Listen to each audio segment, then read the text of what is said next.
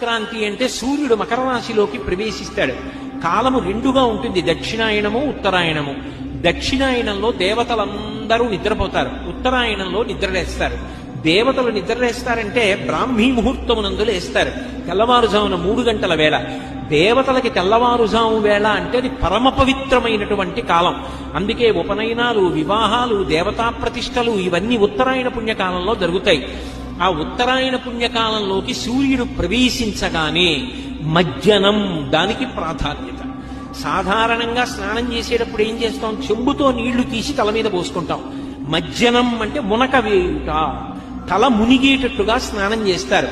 జీవనదులలో కాని పుష్కరిణులలో కాని స్నానం చేస్తూ ఉంటారు. తల ముంచి స్నానం చేస్తారు, దాన్ని మజ్జనం అంటారు. స్నానం చేసి దేవతా సంబంధంగా, పితృదేవతా సంబంధంగా, జీవ సంబంధంగా అభ్యున్నతిని కల్పించే కాలం అది మకర సంక్రమణం. పుణ్యకార్యం చేయడం నేర్చుకో, దాని వలన పొందిన పుణ్యం నీ జీవుడితో వస్తుంది. మకర సంక్రమణ పుణ్యవేళ పరమపావనమైన కాలం.